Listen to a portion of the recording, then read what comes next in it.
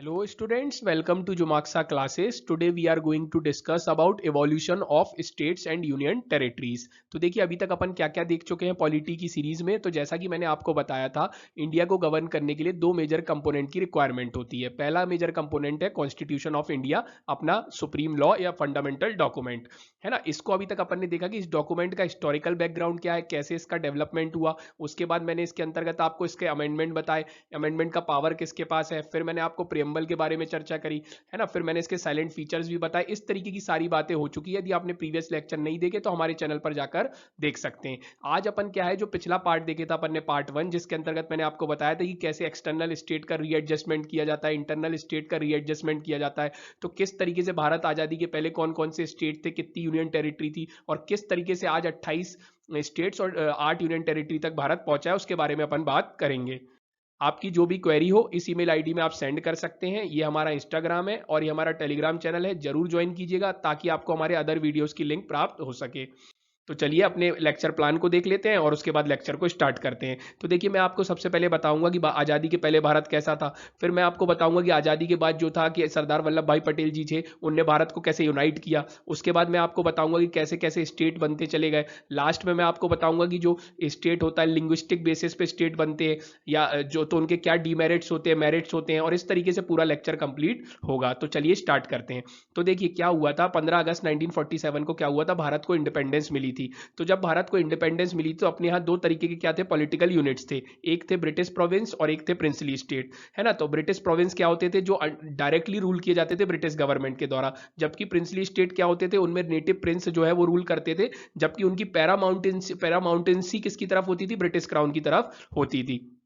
तो फिर क्या हुआ, जैसे ही भारत आजाद हुआ तो उसके बाद क्या हुआ, भारत आजाद होने के बाद भारत और पाकिस्तान दो क्या बने, इंडिपेंडेंट एक तरीके से समझिए स्टेट बने। तो इनको क्या है, जो अपने यहाँ की जो प्रिंसली स्टेट थे उनको तीन ऑप्शन मिले थे, या तो वो इंडिया में रह सकते थे, या पाकिस्तान में जा सकते थे, या वो क्या कर सकते थे, अपना इंडिपेंडेंट रह सकते थे, स्टे इंडिपेंडेंट। तो इस तरीके से तीन ऑप्शन थे। तो आजादी के बाद क्या हुआ, अप्रोक्सीमेटली 552 प्रिंसली स्टेट थे उस समय पे, 549 ने इंडिया को ज्वाइन कर लिया था, और तीन जो उस समय के प्रिंसली स्टेट थे उनने क्या कर दिया था, रिफ्यूज कर दिया था इंडिया को ज्वाइन करने से। यहां आप हिंदी में भी देख सकते हैं। अब देखिए क्या हुआ, उसके बाद जो बचे हुए तीन थे वो भी आगे जाकर इंटीग्रेट हो गए इंडिया में। जैसे हैदराबाद को अपन ने ऑपरेशन पोलो पुलिस एक्शन के माध्यम से शामिल कर लिया, जूनागढ़ को रेफरेंडम के माध्यम से शामिल कर लिया, तो और कश्मीर को अभी जो हाल ही में इंस्ट्रूमेंट ऑफ एक्सेशन के माध्यम से शामिल कर लिया। और अपन ने देखा होगा अभी रिसेंटली कुछ साल पहले कश्मीर का जो स्टेटस हटाया गया, उस पर अपन एक अलग लेक्चर में बहुत ज्यादा विस्तार में डिस्कस करेंगे। तो इस तरीके से भारत जो हुआ कंप्लीट हुआ, यहाँ आप हिंदी में भी देख सकते हैं।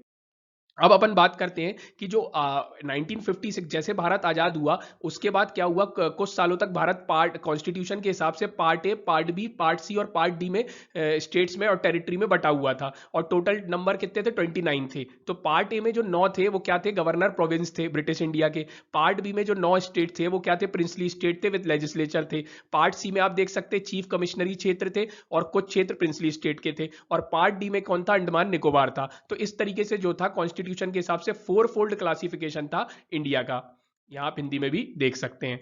उसके बाद क्या हुआ, अब धीरे धीरे क्या हुआ भारत में, क्या हुआ एक्चुअली में लिंग्विस्टिक बेसिस पे क्या हुआ, इंडियन स्टेट को डिवाइड करने की क्या उठी, मांग उठने लगी, डिमांड उठने लगी। तो क्या हुआ, फॉर एग्जांपल क्या हुआ, आजादी के पहले ही जो कांग्रेस था उसने क्या किया था, लिंग्विस्टिक बेसिस पे इंडिया को डिवाइड करने का जो है उनका भी वो भी पहले यही चीज मानते थे। लेकिन क्या हुआ, जब भारत का विभाजन हुआ, कास्ट के बेस पर इंडिया और पाकिस्तान बने, उसके बाद जो लॉस हुआ, जो नेगेटिव इंपैक्ट हुआ, उसके बाद क्या हुआ, कांग्रेस का ओपिनियन और पूरी विचारधारा बदल गई। तो क्या हुआ, जब लिंग्विस्टिक बेसिस पे क्या हुआ, मांग उठने लगी भारत के अलग अलग क्षेत्र से, तो बहुत सारे कमीशन बने। तो सबसे पहला कमीशन बना था धार कमीशन और जेवीबी कमेटी। पहले बना धार कमीशन, उसके बाद जन्म बना जेवीपी कमेटी 1948। तो धार कमीशन ने क्या बोला, जो पहले तो सबसे पहले बात ये हुई, जो प्रिंसली स्टेट को अपन ने शामिल किया था एबीसीडी में भारत में, वो क्या था, एक एडॉक अरेंजमेंट था, वो टेम्पररी अरेंजमेंट था, परमानेंट नहीं था। फिर उसके बाद क्या हुआ, धीरे धीरे मांगे बढ़ने लगी। तो 1953 में आंध्रा जो स्टेट है अपना, 1953 में लिंग्विस्टिक बेसिस पे जब मांग बढ़ने लगी तो तमिलनाडु वाला जो क्षेत्र है जहां पे तमिल भाषा बोली जाती है उसी के अंतर्गत हुआ करता था आज का आंध्रा, और वो तेलुगु स्पीकिंग कंट्री थी। तो तेलुगु स्पीकिंग सॉरी पीपल्स थे, तो उनने अपनी अलग स्टेट की मांग करी। तो तेलुगु स्पीकिंग पीपल्स को जो है हटाया गया 1953 में, और आंध्रा को क्या बनाया गया, पहला स्टेट बनाया गया। तो ये जो मांग उठी लिंग्विस्टिक बेसिस पे, इसके लिए जो धार कमीशन था उसकी रिपोर्ट क्या कहती है वो अपन देख लेते हैं, यहाँ आप हिंदी में भी देख सकते हैं।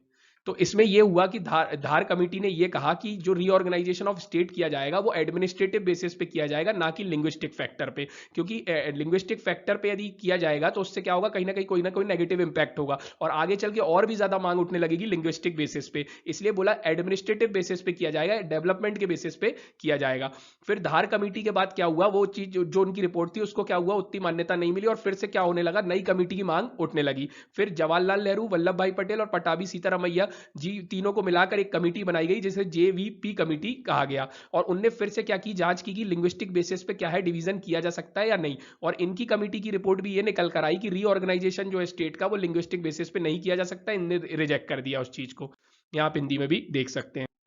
अब अपन बात करते हैं फिर से क्या हुआ, बहुत ज्यादा मांग उठने लगी, बहुत ज्यादा डिमांड होने लगी, गुजरात की तरफ से, महाराष्ट्र की तरफ से और आंध्र प्रदेश की तरफ से भी मांग उठने लगी, है ना। श्री पोटी रामलू जी थे, उन्होंने बहुत दिन का फास्ट रखा, इवन उनकी डेथ हो गई। तो इस सब चीजों के बीच में जब कॉन्फ्लिक्ट बहुत बढ़ने लगे तो कहीं ना कहीं आंध्र प्रदेश का गठन हुआ, जो कि मैंने आपको बता दिया 1953 में। और जैसे ही आंध्र प्रदेश का गठन हुआ, तमिलनाडु से निकल के आंध्र प्रदेश जो है वो तेलुगु स्पीकिंग लोगों को मिलाकर एक आंध्र प्रदेश बनाया गया। तो उसके बाद क्या हुआ, और भी स्टेट जो है वो मांग करने लगी कि हमें भी लिंग्विस्टिक बेसिस पे अलग किया जाए। तो उसी चीजों को ध्यान रखते हुए अगला जो कमीशन बना, जो इंपॉर्टेंट कमीशन है, जो पूछा जा सकता है आपसे प्रीलिम्स में भी और मेंस में, वो है फजल अली कमीशन। तो फजल अली कमीशन, जैसा कि मैंने आपको बताया, आप यहाँ रीड कर सकते हैं कि आंध्र प्रदेश ने जो हुआ इंटेंसिफाइड कर दिया डिमांड को और उसके बाद क्या हुआ, एक कमेटी बनी। उस कमेटी में थे फजल अली जी, जो कि वहां के अध्यक्ष थे, मेंबर, चेयरमैनशिप संभाली थी फजल अली जी ने। उसके बाद उसमें दो लोग और थे, एक थे एम पनिकर और एक थे एच.एन.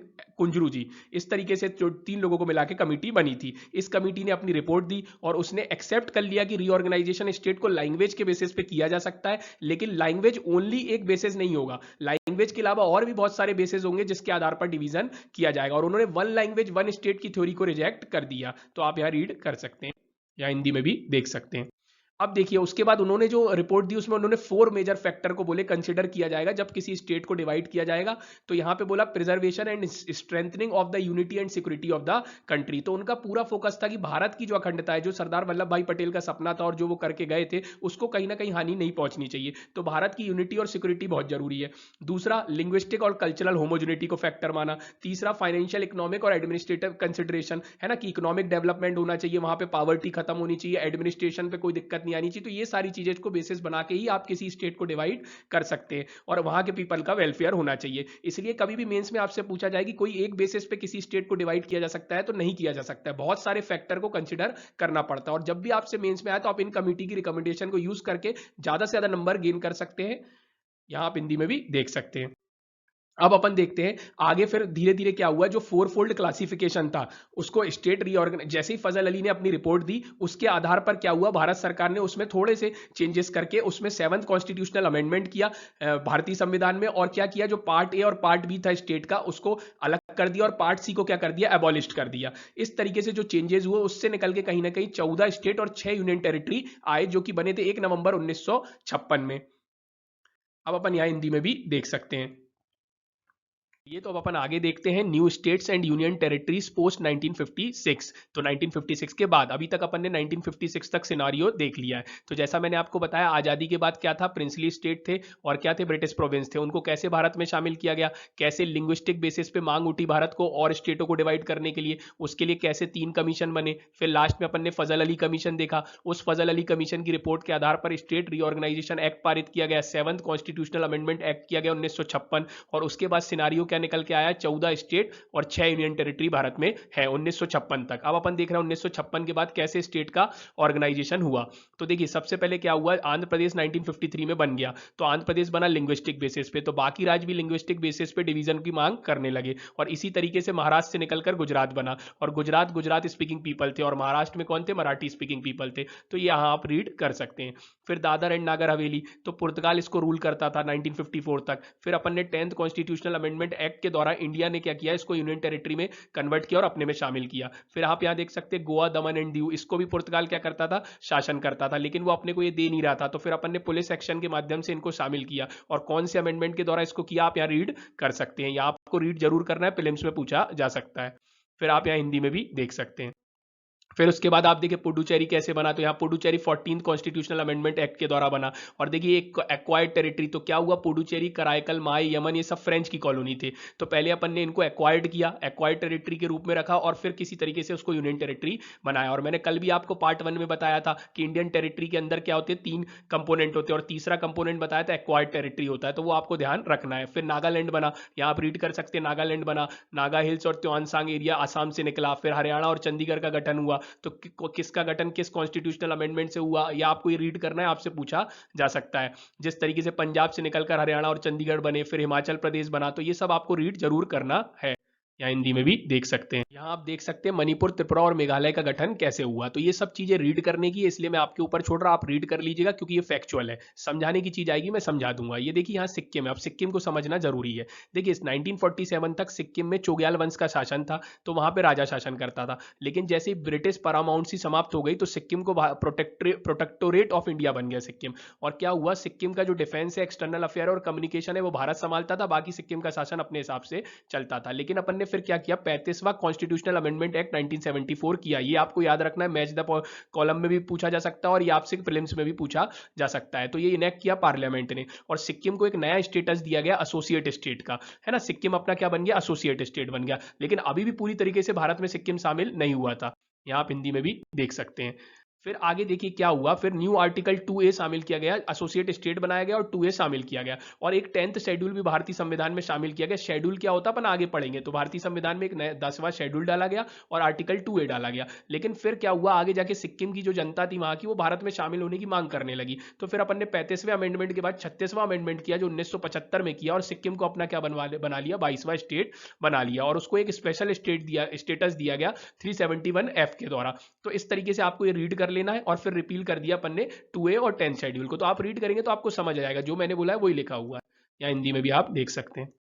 अब उसके बाद मिजोरम, अरुणाचल प्रदेश और गोवा का गठन कैसे हुआ, गोवा पहले यूनियन टेरिटरी था, फिर वो स्टेट बना, तो वो सारी चीजें यहाँ पे दी गई है। फिर देखिए आगे जाके, अभी तक लिंग्विस्टिक बेसिस पे मांग चल रही थी, फिर आगे जाके क्या हुआ, डेवलपमेंट को लेके, रिसोर्स को लेके मांग उठने लगी। जैसे छत्तीसगढ़ का ये कहना था कि हमारे मध्य प्रदेश के साथ, छत्तीसगढ़ जो है मध्य प्रदेश से अलग होकर उसका गठन हुआ था, तो अलग होने का उसने रीजन ये दिया था कि हमारा डेवलपमेंट नहीं हो पा रहा है, हमारे पास रिसोर्स है, उसके बाद भी हमारा डेवलपमेंट नहीं हो पा रहा है। इसी तरीके से उत्तराखंड और झारखंड की भी कहना था, और उनकी भी दलील थी। तो इस तरीके से क्या हुआ, आगे गठन होते चले गए, पहले लिंग्विस्टिक बेसिस पे हो रहे थे, फिर कहीं ना कहीं डेवलपमेंट के बेसिस पे, रिसोर्स के बेसिस पे, इन सारी चीजों पे डिवीजन होने लगे। फिर तेलंगाना को भी आप देख सकते हैं, 2014 में तेलंगाना का भी गठन हुआ, और आंध्र प्रदेश से निकला, और उसका कहना भी ये था कि हमारा डेवलपमेंट नहीं हो पा रहा, हमारा विकास नहीं हो पा रहा, इसलिए हमें अलग कर दीजिए ताकि हमारा विकास हो सके। इस तरीके से आप यहां देख सकते हैं, या हिंदी में भी आप देख सकते हैं। ये तो नेक्स्ट देखते हैं जम्मू कश्मीर एंड लद्दाख। तो देखिए 370 आर्टिकल के तहत जम्मू कश्मीर को स्पेशल स्टेटस मिला हुआ था, जिसे 2019 में क्या है, अबॉलिश कर दिया गया, द कॉन्स्टिट्यूशन ऑर्डर 2019 के तहत।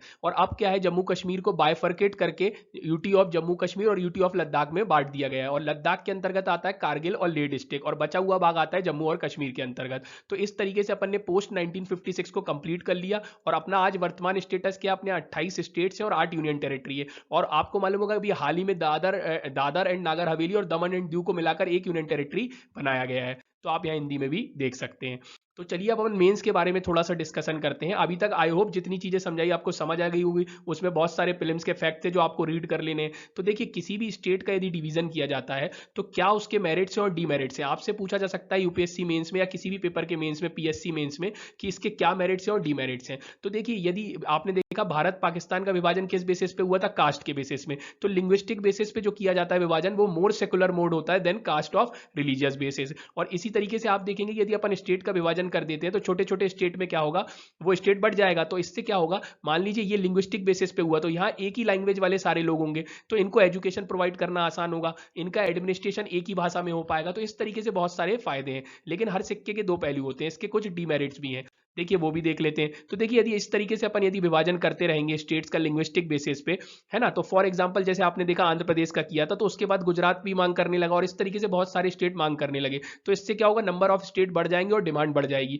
और उसके बाद यदि वो स्टेट का विभाजन अपन ने कर दिया, तो उसके बाद कोई गारंटी, ऐसी कोई रिसर्च नहीं है और कोई गारंटी नहीं है कि वो स्टेट का डेवलपमेंट होगा ही होगा। और इससे रीजनलिज्म भी बढ़ेगा, कहीं ना कहीं क्या है, जो अखंड भारत का सपना सरदार वल्लभ भाई पटेल का था, वो कहीं ना कहीं टूटता हुआ दिखेगा, क्योंकि लोग क्या होगा, अपने अपने भाषा के आधार पर जुड़ जाएंगे, तो फिर जो देश की अपन राष्ट्रीयता बनाने वाले हैं उस पर भी क्या होगा, नेगेटिव इंपैक्ट पड़ेगा। तो इस तरीके के बहुत सारे डीमेरिट्स हैं जो आप लिख सकते हैं।